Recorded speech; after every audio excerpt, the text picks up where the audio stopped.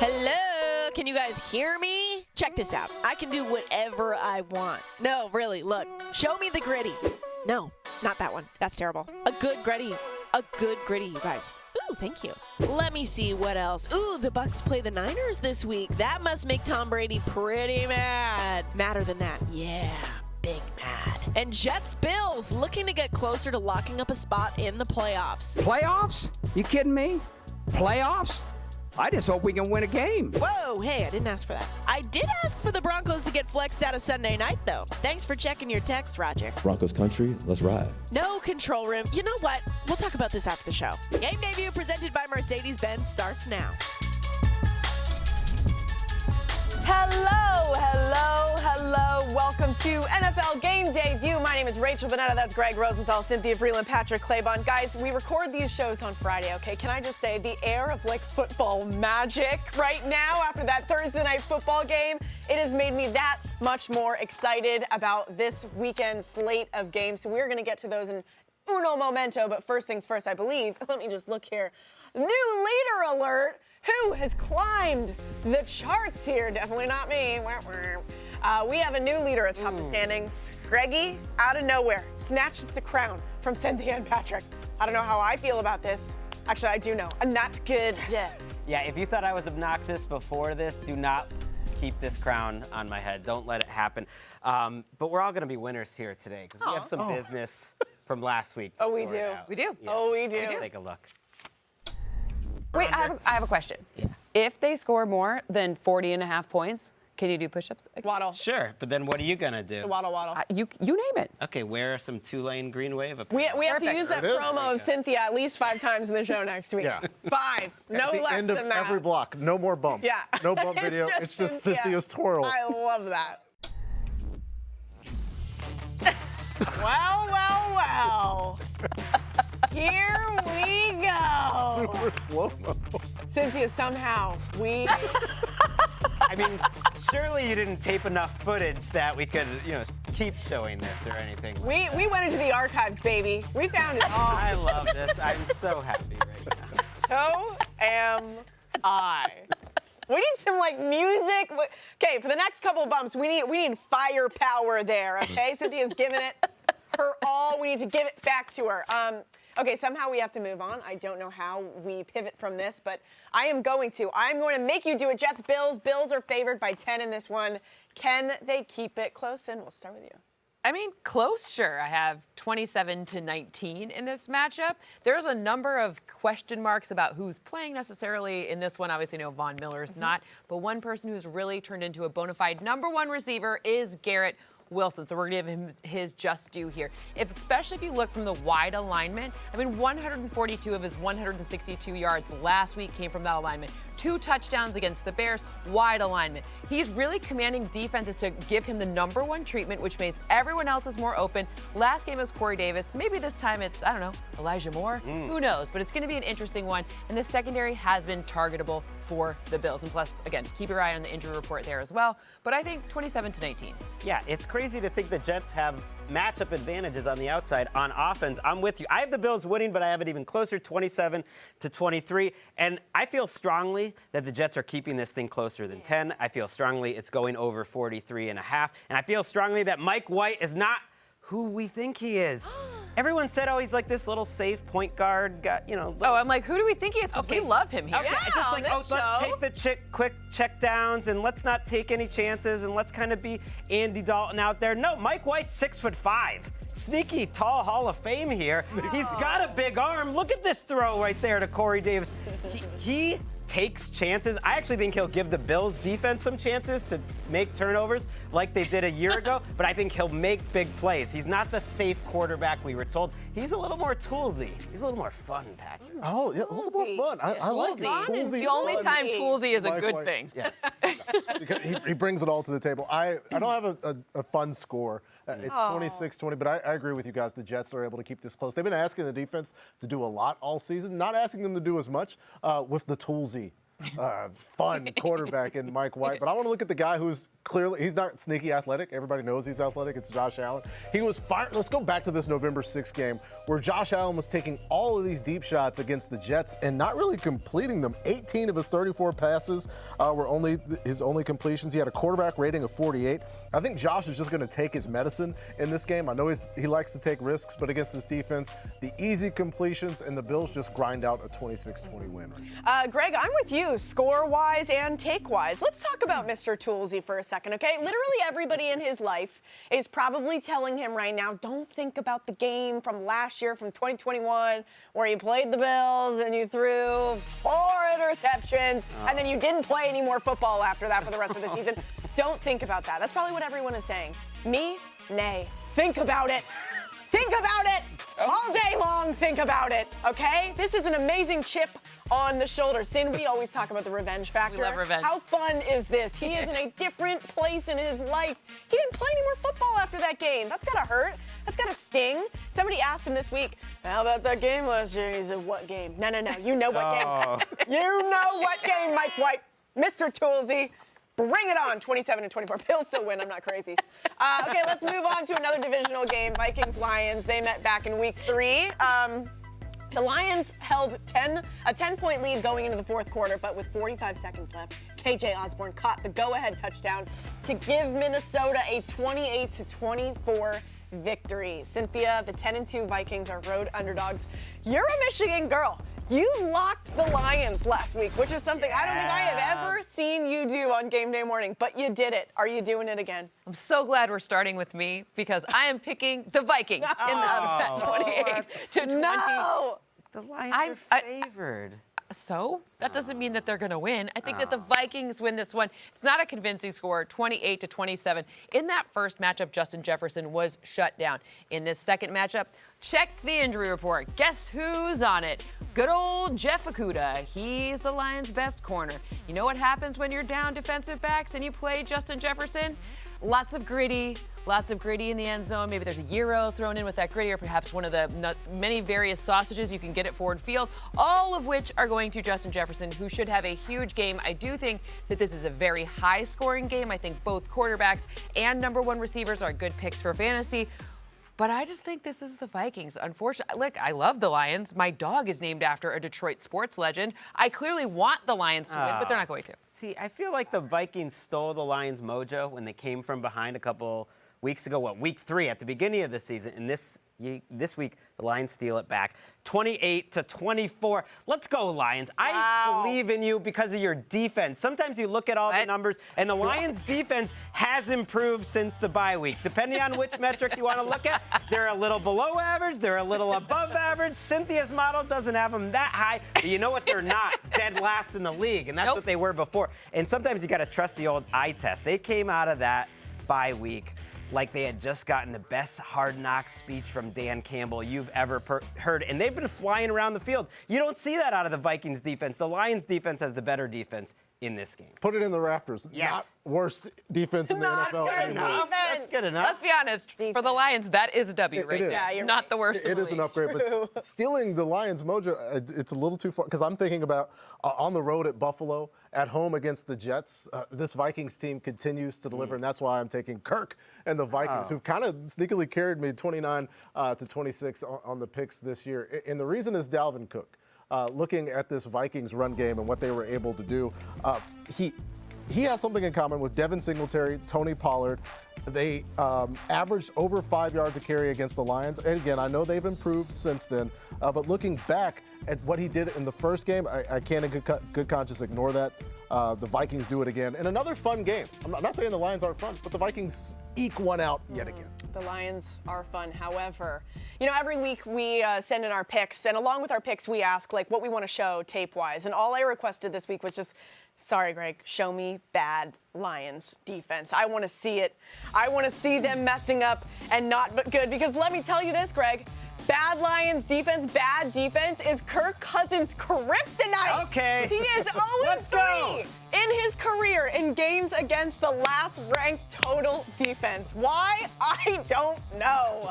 Maybe he likes a challenge. I don't know what is going on here. But for some reason, Kirk Cousins 0-3 against the last-ranked total defense. Have a day, Lions. Here we go. 31-30. Right down the middle. Let's go. Give us those crowns back. Love to see it. 3 off track there. Okay. NFL Plus is here, which means no matter where you are, this is how you football. You can stream live local and primetime games on your phone or tablet.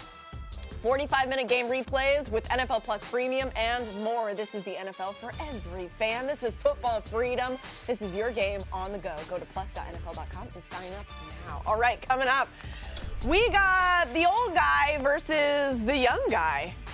Brock Purdy was alive for like 3 months when Brady got drafted into the NFL, and there she is. Oh, yeah, rock out.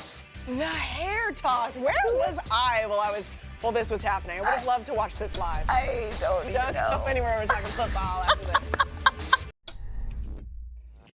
Play action fake. Brady rolling, throwing toward the end. Caught ball. Touchdown, K-Dot.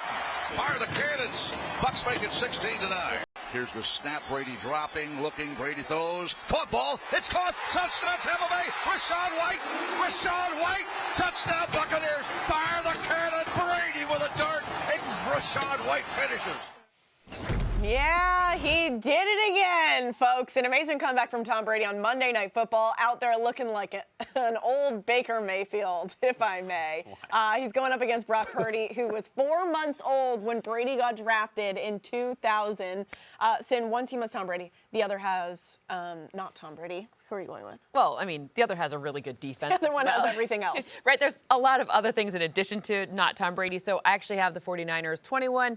The Buccaneers 16. So 49ers still take this one. Why? Because the 49ers' ability to earn yards after the catch is really, really important. They also are really good at yards after contact and yards after contact after the catch, because it really all matters. The way that they run this offense and how Kyle Shanahan architects the run to kind of predicate everything really creates the opportunities for shorter passes to turn into longer gains, and that yak will make a big difference. We've seen some interesting performances from the secondary for the Bucks, so I think that there are exploitable holes, and I think Kyle Shanahan's got this one. I am with you on this one, Cynthia. It's not about the quarterbacks. It's never been about the quarterbacks in San Francisco. It's about the defense and Nick Bosa. Shout out to Nick Bosa. I mean, maybe the best pass rusher in the league right now, and also a viewer of Game Day View. I love just like seeing him get these early sacks and then him letting America know, yeah, just Greg. You know, it's like, what a big Just Greg fan. I'm with you. I got you. I see you, Nick Bosa. Quick around the edge, quick in the mind, too.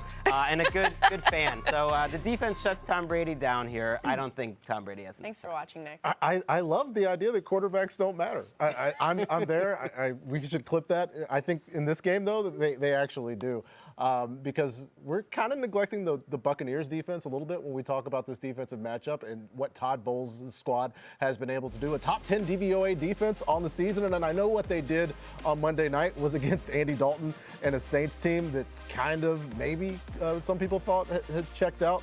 But I still believe in Kyle Shanahan and Debo and company. I think styles make fights, though, and I think this is a bad, tough ask for Brock Purdy, who's a great dude. Is he gonna do it? So are you picking Is he taking the Bucks? What are you doing? I'm taking only 1 point, though. 20 to 17 Not to 16. super confident. That's like Only So that's the 1 same point. score as last night. Yeah. 17 to Make it a Straybon, baby. I am going 49ers 21 to 17.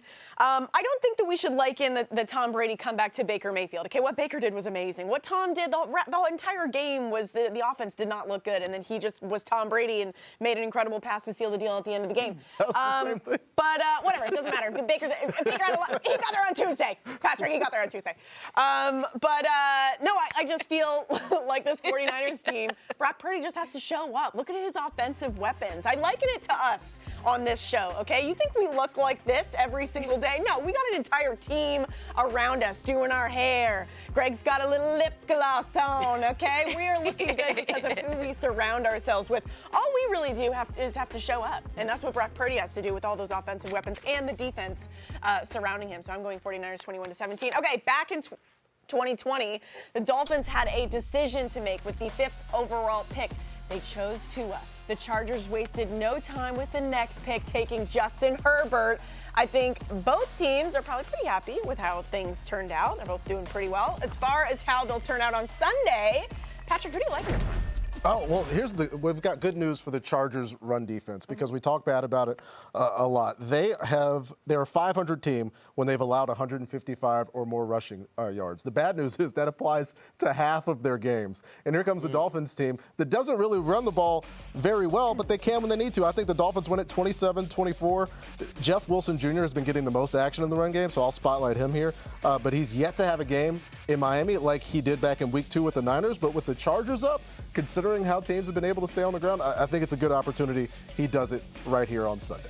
Wow. I have a confession to make. When you picked your last game, I'm colorblind, and I thought you picked the other team. And my colorblindness is going to be a problem. They're pretty close. On Sunday night, too. This Dolphins-Chargers matchup is a mess. All you got to do is just focus on the end zone. There's lots of points. It's going to be 40-33. I'm predicting a 40-burger for Tua Tagovailoa and Justin Herbert to get off. But here, the defense just has to make a couple plays, and I think the Miami defense is more likely to do it. I'm not saying quarterbacks don't matter, but I am saying if you put Justin Herbert on the Dolphins, he'd be doing what Tua's doing and more. Tua's supported by a great supporting cast, a great coaching staff, and also a good-looking front seven. They're getting after the quarterback.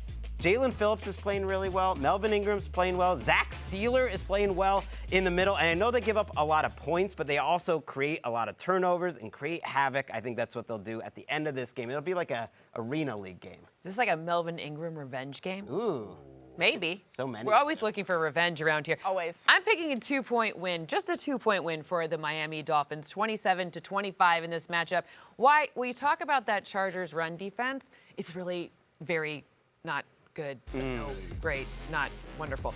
What I'm looking to see, the ability for them to stop and limit first downs. I don't even care about the actual number of yards, but stopping and limiting first downs.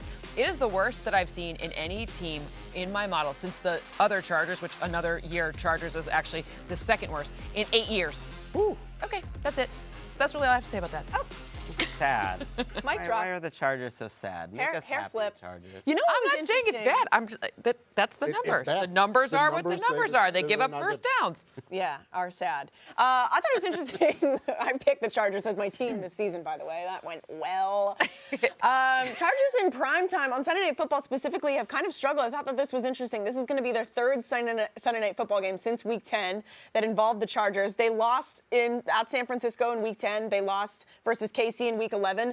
Both games, they were leading at halftime by 6+ points. And they were outscored, and they lost both of those games. So primetime, no bueno. I am going Dolphins. What is my score? 27-24 over the Chargers. Okay, coming up after the break, we got Jalen Hurts taking on the Giants. And you know what? Jalen Hurts, I love you. Get out of here. We want to see the real deal. Where's the hair? Oh, my God. There we go. Oh, my God. Can we just have this every single week, please? The joy, I'm going. the sheer joy. Beautiful. Zarchik fumbles the football. It's picked up by Herman Edwards. Touchdown Eagles. I don't believe it. Randall Cunningham. That is a big-time play. Taken out by Taylor. What an unload by Taylor. The pass intercepted by Seahorn. Brian Westbrook. Touchdown. This place is in a state of shock. Manning back. Touchdown Plaxico Burrs. The kick is away. It's gone! I hate the Mavs, I hate running, I hate all of them. Touchdown Kevin Boss. And that should wrap it up. Touchdown! Oh my goodness, the Eagles are alive. Jackson fumbles it. Midfield. He's at the 40. He's gonna go. This is Miracle in the Middle East number 2. The most remarkable win I have ever seen. Hang on to your seats, ladies and gentlemen. This is the type of game where legends are made. Are made. We love some history here. Eagles, Giants on Sunday. Philly is favored here by 7 points. Greg, do you think the Giants can keep it close? No, I don't even think they cover. I think, you play all this rivalry stuff, it's not going to be close. The Eagles are so good, their backups could beat the Giants. I really think they're that Whoa. team. And their backups probably will beat the Giants because they play all their backups. They have a luxury. Their defense, Brandon Graham and the rest of them, don't even play starter snaps. Brandon Graham having a great year. Played 18 snaps last week. Josh Sweat on a $15 million contract. One of the best edge rushers. Played 27 snaps last week. Fletcher Cox on a big contract. 18 snaps last week. They rotate them in and out to keep them fresh. Love that. And they don't even need to be on the field. They're backups. And it's not just on the defensive line. It's on the offensive line. It's at the skill positions. Put Gardner Minshew out there. I think they could beat the Giants. I would They're just personally that much love better. to see that. Let's do that. That would be fun. That would be super fun. I mean, prove it. I only have a 6-point win, 26-20. I agree with you at the caliber of the team overall, but this rivalry is really interesting. And when I look to see what could happen, I think Miles Sanders will run the ball a lot. Why? Because like you talk about, I think that the Eagles will get up to a nice lead. But then you know what happens when you run the ball a lot and the other team needs to run the ball a lot too? You kind of slow down the possession so you don't get the opportunity to score like this wildly different number, right? 14 is a little bit too much for me. So just 6 in this matchup. But Miles Sanders deserves a lot of nice things to be said about him. Maybe we don't talk about him enough. All of his ability to run, especially inside the tackles, is a really nice way, a nice area where he contributes. Yeah, shout out to Miles Sanders because at the start of the season, he's like fantasy people. Don't draft me. Yeah. And he had a great year. So Miles Don't Sanders, draft me. great. Also great. The Philadelphia Eagles, not great. The Giants offense. It seems like the Washington Commanders kind of became the Giants. Everything we said about the Giants earlier in the season is what we're saying about the Commanders now. But this overtime loss from a week ago kind of highlights the inability of the Giants offense to really do anything, especially make explosive plays in the passing game. I think this is the Eagles kind of getting out in front, and Greg, like you mentioned, maybe checking it down, and that's the only reason it's not a blowout for me. Yeah, Patrick and I picking against the Giants each and every week is finally Wow. paying Finally off. paying Like off. when they last won? We made it. Halloween. Every single week. I have a closer game too. I just have a 7-point win. So we're breaking even here. I feel like in these kinds of games, it's hard to say that there's going to be a blowout because people always step up for these games. When you got that much history, it's one of those games that you circle on the calendar every single year and you never really know what is going to happen. Also, the Eagles were winning the entire season, then they dropped one, and I feel like things were a little bit shaky here and there, but I feel like they've gotten back on track. They've been putting up some big scores against the last few teams. So I'm going Eagles 27-20 over the Giants. Time for quick picks. Patrick, you have picked the Ravens every single week. Happening right now? It'll be Tyler Huntley's show on Sunday. Are you How still did this graphic get here? confident? Oh my God! It's like you hacked the show. Are you still confident in Baltimore to get it done? Based on seeing the Rainmaker appear and have his terrifying. head spin around, I'm breaking the streak. I'm not going to pick the Baltimore Ravens because I don't think number 8 is playing. And number 8 is the reason I have such an affinity for the Baltimore Ravens, and he's the reason that I've picked them every single game this season. And now I'm looking on the other side of a defense that is playing Marlon Humphrey in the slot. And they've had real trouble with outside receivers, so let's talk about George Pickens. The Steelers could have been getting him the ball a little bit more. We saw Zay Jones absolutely go off. We saw Chris Olave have those 7 catches in New Orleans on the Monday night game. I just think it's a big game for George Pickens, and the Steelers win at 17-15. This is one of those meme alerts, though.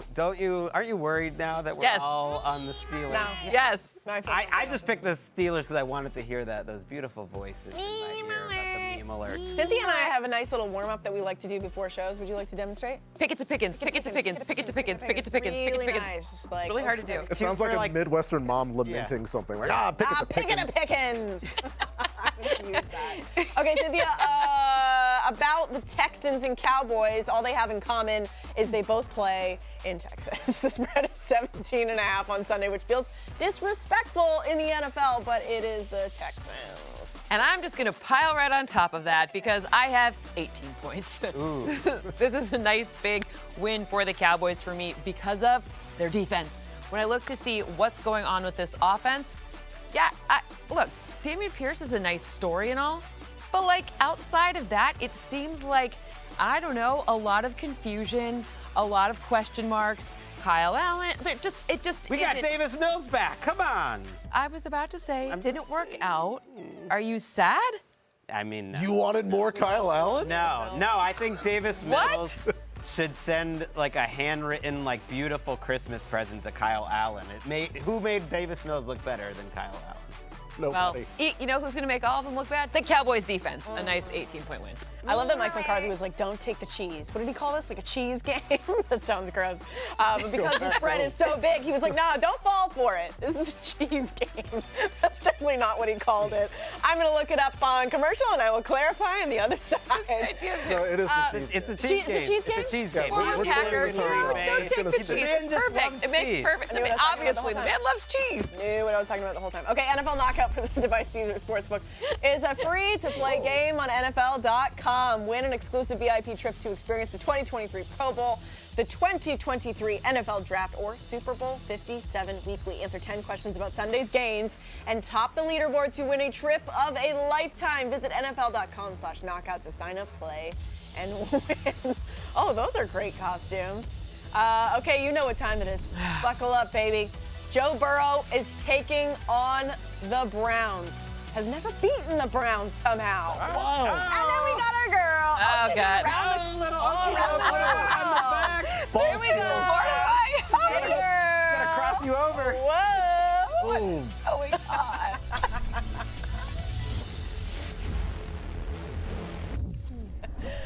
Okay, it's time for the Drive to Excellence presented by Mercedes-Benz. The Bengals have looked like the team we expected them to be entering the season since losing to the Browns back in Week 8. They have won 4 in a row. Greg, can they keep it rolling this week? I believe they can, and I don't think it's going to be close. I have the Browns 27-14. Whoa, Freudian.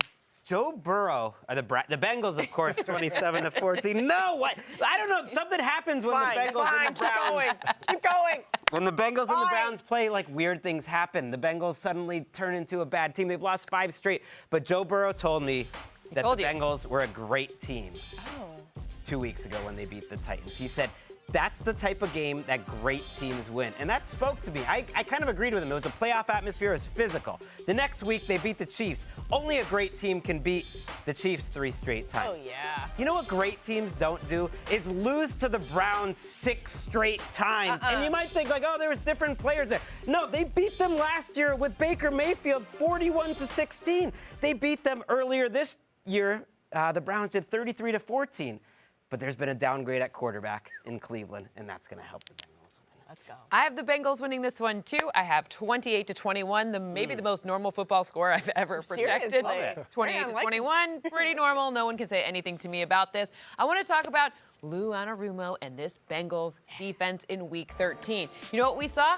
Pressure. You know what else we saw? Defensive backs getting back in coverage. You know what else we saw? Turnovers. These are really good things for defenses. And these are things that are susceptible areas for that Browns offense. We saw the Browns offense have an interesting outing last time.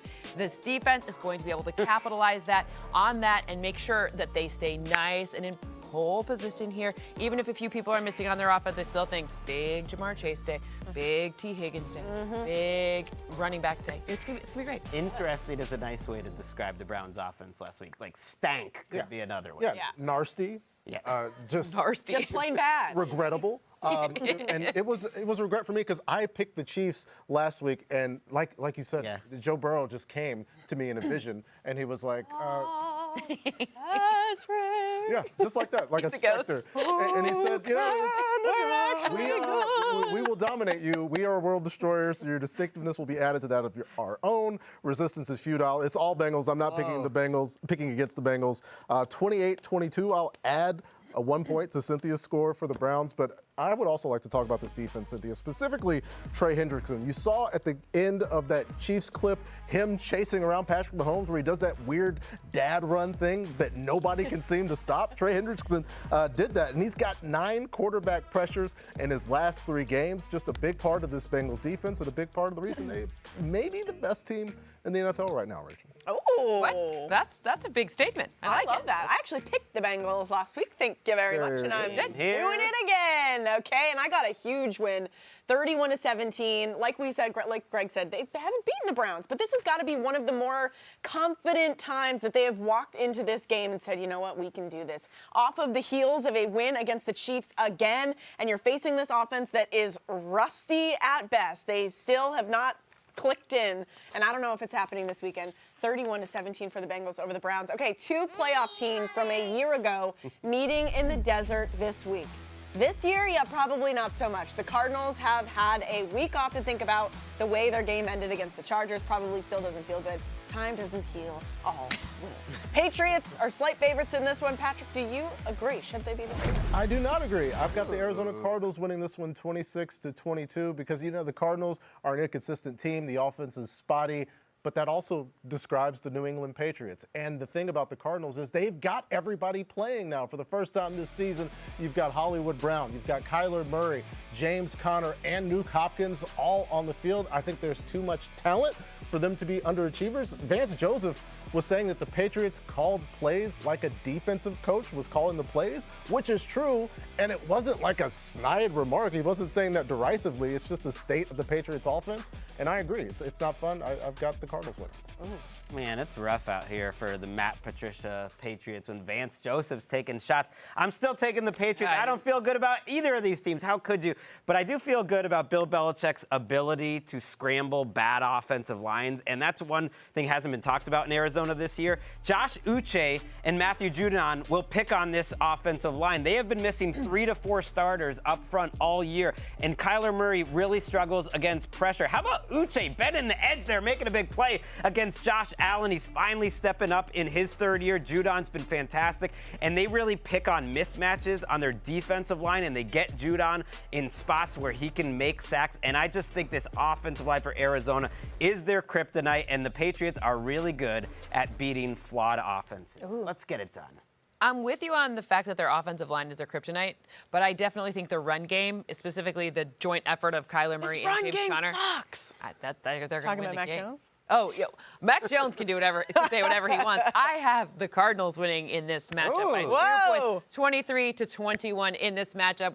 Kyler Murray and James Conner together both have the ability to get the heck away from Matt Judon and from Josh Uche. I don't think that they're fun to play against. I don't want to try to have them sack anyone, but I think their outside rushes and the ability to scramble and get away from that little bootleg that he did, like Kyler Murray does, and then he somehow gets it to James Conner anyways. People don't talk enough about James Conner and his ability to shape and change this game to impact the outcome. James Conner, and he's low-key one of my better players, maybe top 10 running back for the rest of the season in fantasy. So this is it's a big. Give it to me. The model always loves the Cardinals. The model loves the Cardinals too much. The Cardinals coming off a bye. I didn't know that Vance Joseph had said anything. I didn't know about that talking trash bit, but I don't like that. Well, he's going to motivate the Patriots' best offensive player, their quarterback. Speaking of trash talk, as soon as you said run game, it just made me flash back to Mac Jones freaking out on the sideline, and maybe there's some expletives there. But I'm with Greg. Maybe he's a little bit fired up. The Cardinals have been letting people put up some points here, folks. And since it's the Patriots and it is Mac Jones, I still have, what do we got here, 14-10? Not a lot. But I trust, we talked about, trusting the Cardinals. I trust Bill Belichick still. I trust you, Rachel. I think we're aligned on everything. I think so. I think pretty Ooh, interesting. There you go. There you have it. Okay, coming up next, we are talking Patrick Mahomes taking on Let's Ride, the Broncos. Oh, boy. Here it comes. Any minute. Oh, my God. Enough of this. She could save the Broncos. Flex this in a Sunday night football. Come on. Turn it back around. Remember me? Ridiculous. It's like Melvin Gordon did. Want to stay up to date on the playoff race? Just tell Siri, show me football standings.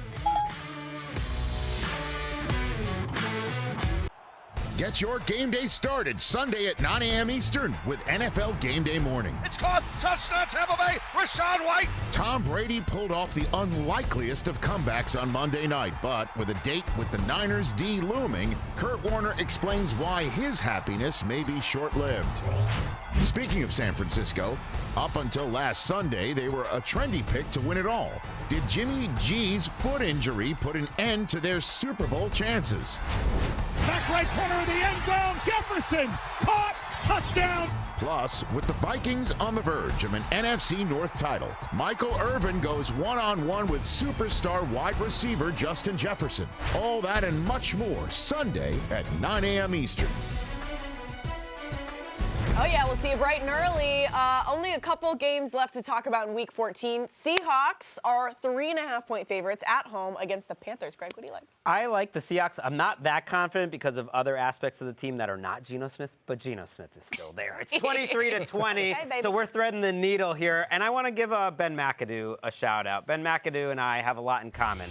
We've always believed in Geno Smith. There it is. We've both put our careers on the line with our belief in Geno Smith. Ben McAdoo actually lost his job, so I guess more at stake for him. Remember when he played Geno Smith back in 2000 and whatever it was?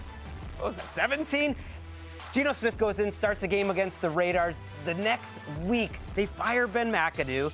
They apologize to Eli Manning so much that they waste another year and a half starting him. And here's Ben McAdoo, and his career has changed, and now he's in Carolina talking up how he knew Geno Smith was great all along. He paid the ultimate price, but he was right. And it does feel good to be right, Ben McAdoo, but it's not going to feel good on Sunday because he's got. They wrote me off. I ain't right back, though. Yes!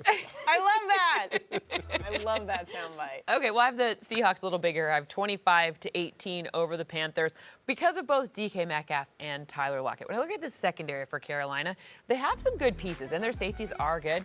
But I've also seen some weird things in coverage. And when you give these guys space, that is not a really good thing to do because Geno will find them. And especially if there's space, Geno will find them and then they'll end up in the end zone. Like, good luck stopping them once those freight trains start running, especially with how big DK Metcalf is. So I'm watching to see if these corners can do anything that I think is going to be even a little bit scary. To me, it's like, which one are you going to pick? Maybe a slighter, better chance for Tyler Lockett to score a touchdown. But, I mean, 6 of one, half Love dozen this of another. margin from you. Yeah, it's a pretty big margin.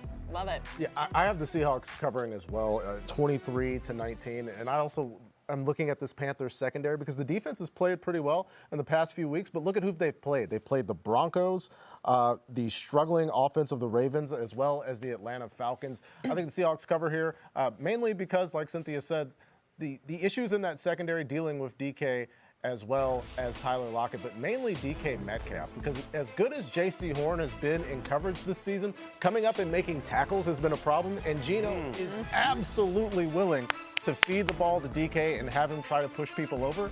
It's very consistent. It's why he leads the team in catches as well. Tyler Lockett has them in yards, but Geno's going to feed DK. Seahawks cover and win it home. I got another huge win. This might be one of my bigger wins of the week. I've got the Seahawks 30-14. Oh, 20-14. It's supposed to be 30-14 over the Panthers. I paid really close attention to that Seahawks-Rams game. What was that last weekend? The Rams put up a fight against the Seahawks, specifically Bobby Wagner. That was a Super Bowl game right there. And the offense kept going. They grinded it out, and they got that win, that hard-fought win over the Seahawks. And actually, there's a clip that I really want to break down here. If we could pull it up. Oh, my God. Whoops, daisy. I don't know. We only have so much show left. I gotta You get think it you're into coming my in pants. this strange No. That's what Geno's gonna be saying. They wrote me off, but I didn't write back yet. Okay, it's time for quick picks. Enough of this. Enough of these shenanigans. Jags and Titans, both teams coming off embarrassing losses. Greg, who gets back on track? I think it's the Titans because the Jaguars' defense, the second most expensive defense in the league, is quietly one of the worst defenses in the league. So I think the Titans get a lot of points, 27-17. So much money spent, so much wasted money spent in Jacksonville. It's almost like they have a GM in Trent Baalke that shouldn't have kept his job. Ooh. Just saying. Woo. Get him out of there, Greg. Wow. Just saying. Are you mad yeah, because Mamma he's got almost as many A's in his name as you have G's in yours? Maybe, and he's just wasting this nice Trevor Lawrence season. Hopefully Trevor Lawrence plays in this game. He's questionable, but I think he'll play. But either way, Titans win. Okay. Saying the Broncos are so bad. The NFL flex Patrick Mahomes out of prime time. That's how bad it's gotten. Chiefs win, but by how much? Well, right now I have 27-12. 12 is an awfully low score. That's not a good score. It rarely happens to be that low because, you aggregate lots and lots of outcomes. 12 is a very rare score for me to have. So when I'm looking at this, I think that means good things for the run game, specifically Isaiah Pacheco. When I look to see how these Kansas City running backs have evolved and Pacheco's evolution in this rookie season, it's really important that they keep him kind of learning how to look at different things and navigating different situations. You can also run against this Broncos defense. So for me, it doesn't get any higher or any more lopsided than that because I think that this is going to be a ground and pound, a lot of run game situations for the Chiefs. A real good outing for Isaiah Pacheco. Cynthia's giving, I'm not mad, I'm just disappointed. Yes. I mean, That's 12 points from the Broncos. Would that improve their average score for? It would take it down just a bit. Oh. It would almost be close to average. That's why I put 15. But like, well, how many points do we give the Broncos? Like, Greg, you gave them 17. Yeah, you're generous. Not You even know playing. what? The Chiefs' defense isn't very good this year. I am a little concerned about the Chiefs' defense. And if you squinted real close, you actually saw Russell Wilson play like a little better last week. I know he only scored 9. You know that Cortland Sutton's not playing. I know that. And Jerry Judy's just questionable, right? Huge Kendall Hinton And the game. Chiefs lost to the Bengals. Greg Dulcich.